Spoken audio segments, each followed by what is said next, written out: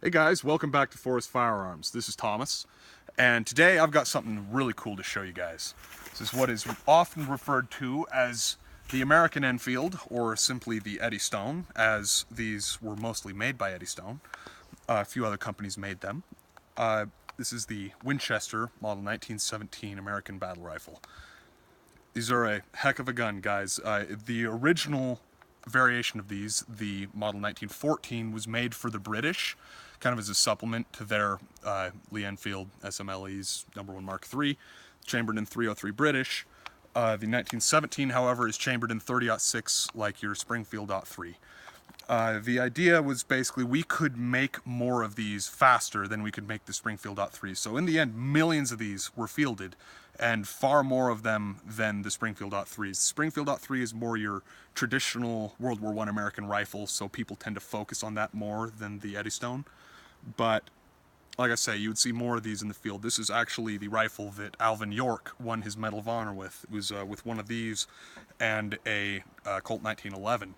And if you guys don't know much about that man's story, it is fascinating. I'm not going to get way into it here, but short rundown, he killed a lot of Germans and took a lot of prisoners single-handedly, hunting them as if they were turkeys, starting by shooting the one that was farthest away and working his way up the line, so the guys at the front of the line didn't know what was happening to the guys behind him.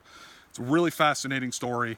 But yeah, let's go ahead and give this guy a few shots. This is a really interesting rifle. As I said, a lot of it's was made to function much like the Springfield .3, so that just for ease of use, got the same bullets, same stripper clips, same feeding system more or less. You gotta seat this clip pretty far in there. It likes to wobble a lot, but it works. Maybe not the smoothest feeding system in the history of the world. I'm just loading 5 here, but you can actually load a 6th shot.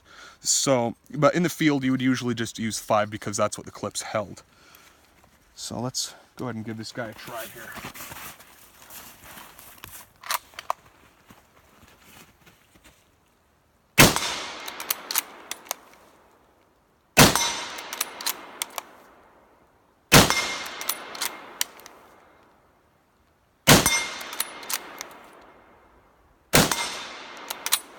All right, that's your 5.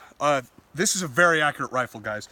Often touted as one of the best rifles of the First World War, if kind of undercredited, as they were, like I say, kind of overshadowed by the Springfield .3 just in the public view, even to this day. But these are going up in value. If you want one of these, now is the time to jump on it. Just in the last few months, these have gone from a $600 to $700 gun to more of a $1,000 gun. This one is in incredible condition, though, so it was worth the price, in my opinion. I got a couple of interesting markings on here. Got right on the bottom here, it's a couple of cartouches right there. Your barrel date is 2-18, so February of 1918. And it is presently February of 2018, so this is this gun's 100th birthday.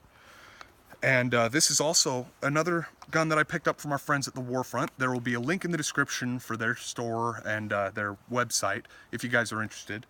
I got spooked recently. They had 2 of these in more or less this condition. This was the nicer of the 2, but the other one got bought, and there's a 3rd in there, but it's sporterized. I wasn't that interested in a restoration project, but if any of you guys are, that one is considerably cheaper. That one, if I'm not mistaken, is closer to $600, but don't quote me on that.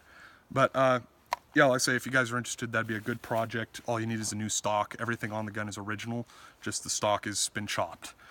But this gun is very accurate, and they are very overbuilt. So much so that to this day, there are divisions in the subarctic areas of Denmark that still use these. I cannot pronounce those divisions' names and can't even think of what it is off the top of my head. It's like 6 syllables of extremely Danish words, and I don't want to completely massacre their language. But it really is a testament to how sturdy these things are, that they're still using the same guns. They're not reproductions of them. It's the same gun from 100 years ago that they're still using. But let's go ahead and put 5 more through this guy. As I said, this thing seems very accurate. You've got a pretty wide open peep sight in the back, which doubles as a volley sight. But for getting a fine bead on your target, it works really well. A lot better than any of the other older battle rifles that I've used. Here we go.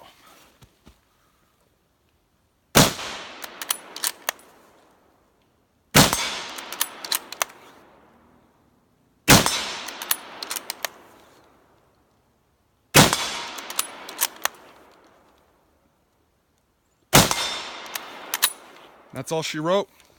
So all total there, I'm 9 for 10. We're about 80 yards from the target, and we're using a much smaller target now, guys. I'm gonna show you something real quick.